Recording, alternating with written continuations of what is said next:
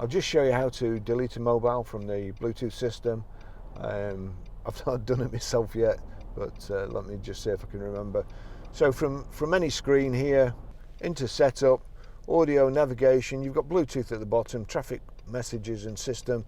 So we'll click on Bluetooth, select paired device, delete paired device. So we want to delete paired device, showing my phone there, click on that. Do you want to delete Barry? No, I've just gone through all those menus, so I can't delete it. So yes. Sorry, I was being sarcastic there. So that's it.